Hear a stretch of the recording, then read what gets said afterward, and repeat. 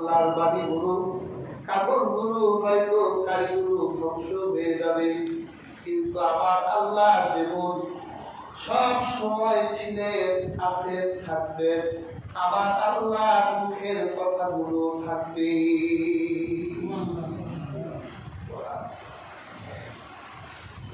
হাজিরিন,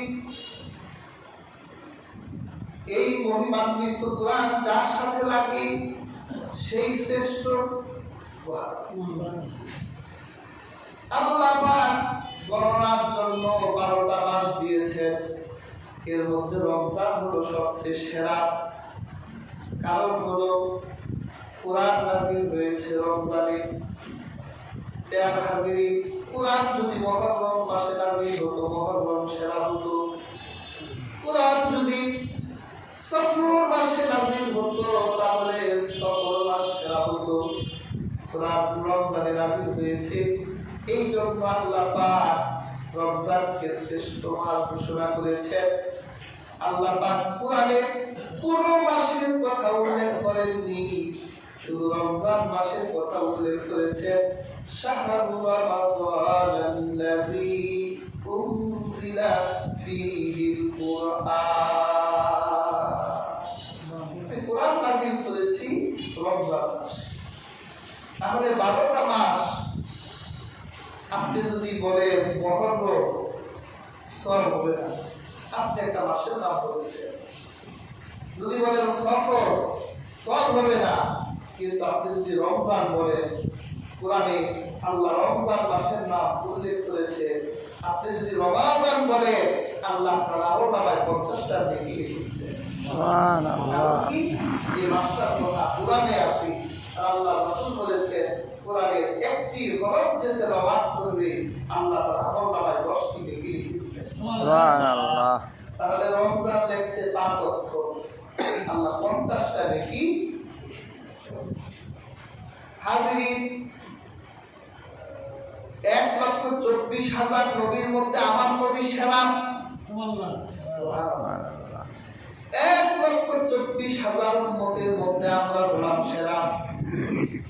সেরাদের দাম আছে। সমাবেশ হলে ওই সমাবেশের মধ্যে যে সেরা তার কদর থাকে, লোকটা সেরা। আল্লাহ যখন হাসরের মাঠে সমস্ত নবীদেরকে একত্রিত করবেন, সমস্ত উম্মতদের একত্রিত করবেন, আমার নবী হবেন সমস্ত নবীর মধ্যে সেরা। সমস্ত নবীরা বলবে, ওই যে মুহাম্মদ সেরা নবী। আর সমস্ত উম্মতরা আমাদের দেখে বলবে, ওই যে মুহাম্মদ নবীর উম্মতরা হলো সেরা উম্মত। সুবহানাল্লাহ। কেন? কারণ শ্রেষ্ঠ কিতাব নবীর উপর নাযিল হয়েছে, নবী সেরা। উম্মতের জন্য নাযিল হয়েছে, উম্মত সেরা। সুবহানাল্লাহ। কাছে হাজিরিন, এই শ্রেষ্ঠত্ব ধরে রাখতে হলে আমাদেরকে কোরআন পড়তে হবে, ঠিক না? আল্লাহ পাক কোরআনে নির্দেশ দিয়েছেন। কোরআনের প্রথম যে ওহী নাযিল হলো ইকরা, আপনি পড়েন। আল্লাহ পাক তার হাবিবকে কোরআন পড়তে বলেছেন। কোরআনের আরেক জায়গায় আল্লাহ বলেন, উতলু মা উহিয়া ইলাইকা মিনাল কিতাব। কিতাবের মধ্যে যা ওহী করেছি আপনি তা থেকে তেলাওয়াত করেন। একটু চিন্তা করেন, যার উপর কোরআন নাযিল হয়েছে আল্লাহ তারে কোরআন তেলাওয়াত করতে বলেন। সুবহানাল্লাহ। আর যাদের জন্য কোরআন নাযিল হলো তারা কোরআন তেলাওয়াত করে না, ঠিক না?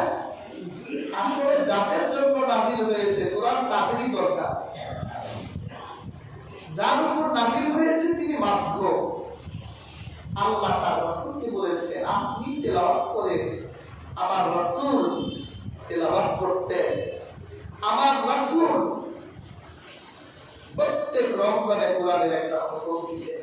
সুবহানাল্লাহ। হাদিসের কিতাবে এসেছে, আল্লাহ রাসূল যেই বছরে ইন্তেকাল করবেন, রাসূল আগেই বুঝে ফেলেছেন তিনি আর বাঁচবেন না। আমার নবীজি ওই বছর ইন্তেকালের বছর একটা কোরআনের খতম দেয়, দুইটা খতম দিয়েছে। হযরত জিবরিল রাতে বেলা আল্লাহর হাবিবের কাছে এসে আল্লাহর হাবিবের কণ্ঠে কোরআনের তেলাওয়াত শুনতেন। আমার রাসূল হযরত জিবরিলকে কোরআনের খতম শোনাতেন। কিন্তু উম্মতরা কোরআন পড়বে তো দূরের কথা, উম্মতরা কোরআন পারেও না। ঠিক না? আছে। অনেকে আমার মনে করে কোরআন তো ছোটবেলায় শিখতে হয়, এছাড়া আমার শেখা যায় আসলেও যায় না। যেহেতু নানানমুখী, সংসারমুখী, চাকরিমুখী, ব্যবসামুখী, শিখাটা কি হয় কঠিন হয়। তবে হাজির মনে রাখবে, ইসলামের প্রথম যুগে যখন কোরআন নাযিল হয়েছিল তখন কোনো শিশু ছিল না। সব 40 বছর বয়সে আবু বকর, ওমর, ওসমান এই বুড়ো বুড়ো লোকরা কোরআন শিখেছে। আপনি যদি কোরআন শেখার খালেস নিয়ত করে, আপনার ভাণ্ড আল্লাহ খালি করে দিবেন, আপনার ব্রেন আল্লাহ পরিষ্কার করে দিবেন। সুবহানাল্লাহ। হাজিরিন, আর কোরআন আমরা অনেকে জানি না, কোরআন জানতে হবে। কোরআন জানার জন্য আগ্রহ তৈরি করেন, নিয়ত করেন, যেই দিন থেকে নিয়ত করবেন কোরআন শিখবো, একটা সূরা শিখবো, দুইটা সূরা শিখবো, তিনটা সূরা শিখবো, আপনি শেখার উপর থাকে। আপনার মর্যাদা হবে তালবে ইলম। আপনি কোরআন শিখা অবস্থায় যদি মারা যান, কবরটা হবে আপনার জন্য বেহেশতের বাগান। সুবহানাল্লাহ। যেদিন থেকে আপনি কোরআন শিখা নিয়ত করবেন যে আমি একটা সূরা শিখবো, আপনি রাস্তায় বের হবেন, এতদিন আপনি ইটের, পাথরের, কঙ্করের উপর পা দিতেন, এখন থেকে আপনার পায়ের নিচে ফেরেশতারা নূরের পাখা বিছাই দিবে। সুবহানাল্লাহ। এতদিন রাস্তায় বের হলে আপনাকে কাছেও চিনতো না, বাসেও চিনতো না, পিপিলিকায়ও চিনতো না, কিন্তু আপনি কোরআন শিখার নিয়ত করেছেন, একটা সূরা শিখবেন, এই নিয়ত করে ঘর থেকে বের হয়েছেন। আল্লাহর রাসূল বলেছেন, সমুদ্রের মাছগুলো আপনার জন্য দোয়া করবে। সুবহানাল্লাহ। গর্তের পিপিলিকাগুলো আপনার জন্য দোয়া করবে, গাছগুলো দোয়া করবে, আপনারা সবাই চিনবে এই লোকটা হলো আল্লাহর কোরআন শেখার জন্য তালবে ইলম হয়ে গেছে। কিন্তু সময় এত মর্যাদা অর্জন করার সময় নাই। সময় আছে কোথায়? আড্ডা দিতে সময় আছে। ফেসবুক চালানো, ঘন্টার পর ঘন্টা ফেসবুক চলে। সময় যে কেমনে যায় কেন বাবা? আমার মা বোনেরা যদি মনে করে দুইজন একসাথে বসে, তাই ফিলিস্তিন আর আমেরিকার যুদ্ধ আর লাগে না, এই দুইজনেই আমার দুনিয়ার যুদ্ধ। কাজী হাজিরিন, আজেবাজে সময় পাবা, আজেবাজে সময় করিয়ে কোরআনের দিকে সময় দেন। রাসূল বলেছেন, খায়রুকুম মান তাআল্লামাল কুরআন ওয়া আল্লামা, তোমাদের মধ্যে উত্তম হলো সেই ব্যক্তি যে কোরআন শিক্ষা করে, কোরআন শিখায়। কোরআনের ছাত্র, কোরআনের শিক্ষকের দাম আমার আল্লাহর কাছে সবচেয়ে বেশি। এই জন্য হাজিরিন, দুনিয়ার সময়কে কমিয়ে আনতে হবে, আল্লাহর কোরআন শেখার জন্য সময় দিতে হবে। উপকার কি হবে? কোরআনের ফজিলত কি? হাজিরিন, হাদিসের কিতাবে এসেছে, কিয়ামতের মাঠে আল্লাহর সামনে নানান মানুষ নিজেকে নানান ভাবে বাঁচাবার জন্য পরিচয় দিবে। আল্লাহ আমার সিনের, আল্লাহকে তলে সিনের সময় নেই। হাজার মানুষ বলেছি না, আল্লাহ আমি ইব্রাহিম নবীর বাবা, মানে সে তো কাফের, সে তো জাহান্নামে যাবে। ইব্রাহিম নবীর নামের ওসিলায় যদি প্রমাণ পাওয়া যায়, আল্লাহ আমাদের চিনেন, আমি ইব্রাহিম আলাইহিস সালামের বাবা, আল্লাহ বলে চিনি না যা। আল্লাহ আমাকে চিনেন, আমি কে? আমি হলাম লূত নবীর স্ত্রী, কারণ লূত নবীর স্ত্রী ঈমান আনে নাই। সমস্ত মানুষ গজব থেকে ঈমানদাররা গজব থেকে পালাবার জন্য দৌড়ায়, আর লূত আলাইহিস সালামের স্ত্রী বারবার গজবের এলাকার দিকে মনের ভিতর মায়া লাগে, আরে আমার কওমের লোকগুলো কেমন করে ধ্বংস হয়ে যাচ্ছে। আল্লাহ পাক বলেন, স্ত্রীর হাতটা ছেড়ে দে বেঈমান, এখনো আযাবের দিকে ওর মন, ওর কওমের লোকগুলো জ্বলছে, ওর হৃদয়টা করে ছেড়ে দে। হযরত লূত স্ত্রী ছেড়ে দিয়ে গজবের এলাকা পার হয়ে গেলেন। আমার আল্লাহ লূত নবীর স্ত্রীকে ধ্বংস করে দিলেন।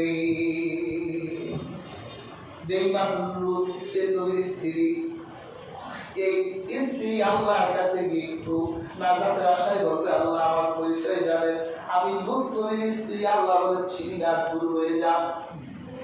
আবার একজন এসে বলবে, আল্লাহ আমাকে চিনেন, আমি কে, তুমি কে? আমি লূত নবীর ছেলে।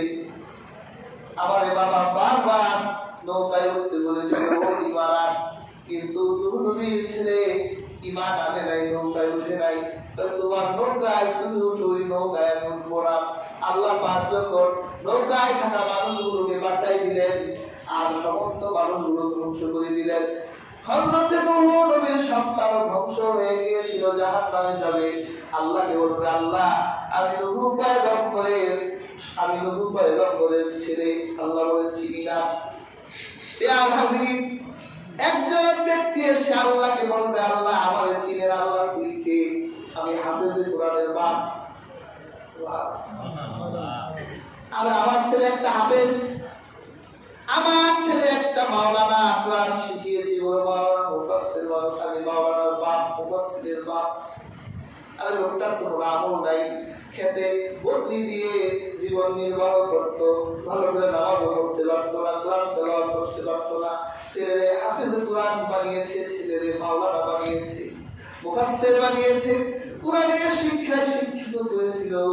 আল্লাহকে গিয়ে বলতে, আল্লাহ আমারে চিনেন, আমি বললাম হাফেজে কোরআনের বাপ, আমার ছেলের কোরআন শিখাইছে, আমাদের পরে তো বুঝতেছি। ও ফেরেশতারা, এই হাফেজে কোরআনের বাবা মাথার ভিতরে নূরের মুকুট পরাইলেন। কোটি কোটি মানুষ, শত কোটি মানুষের সামনে আল্লাহর হাবিব করেন, সূর্যের আলোর যেই জ্যোতি, ওই নূরের মুকুটের জ্যোতি তার চেয়েও বেশি। ওই কোরআন শেখানো সন্তানের বাবা মার মাথার ভিতরে আল্লাহ পাক নূরের মুকুট পরাই দিবেন, রাজা বানাই দিবেন। কি আছে রাজা?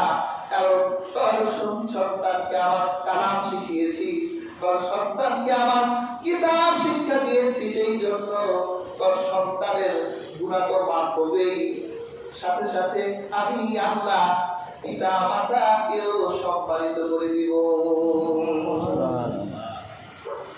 তাহলে হাজির কোরআনের নাম আছে না? হাসরের মাঠে পেয়ার হাজিরিন শাফাআত লাগবে আমাদের। মনে করেন যে লোক কোনোদিন মামলা খায় নাই, আমার কোথায় করে মামলা এখনো খাই নাই। মামলা যদি মনে করেন একটা খাই হঠাৎ করে, রুমে পানি থাকতে নিচে একটু পানিও থাকবে না, মামলাতে থাকি। কত জায়গায় দৌড়ানো লাগবে, কোর্টে দৌড়াও, হ্যাঁ উকিলের সাথে দেখা করো, জজের সামনে দাঁড়াতে হবে। এখন আমি যদি কোর্টে গিয়ে মনে করেন মামলা একটা খাইছি, আবার বাঁচতে হলে একটা উকিল লাগবে না? ওখানে তো সব কথা, যতগুলো হাজার হাজার মানুষের সামনে কথা বলি, তো কোর্টে গেলে এই হাজার হাজার কথা বেরোবে? বের হবে না। লাগবে কি? একটা উকিল লাগবে, উকিল থাকে একটা সাপোর্ট, যে না এখন আশা করা যায় আমার বলা লাগবে না, এই আসামিসা যা আসতে বলবে যেভাবে আমাকে পাঠ করে দিই। হাসরের মাঠের অবস্থা তো কঠিন অবস্থা। আলাইসা আল্লাহু বিআহকামিল হাকিমিন, ওই দিন হাকিম একজনই, সব হাকিমের হাকিম, সব বিচারকের এক বিচারক। জাহান্নাম ক্ষুধার্ত ও ক্ষুধার যন্ত্রণায় হাওয়া করতে থাকবে, জাহান্নামের গন্ধা হাওয়া হাসরের মাঠে লাগবে।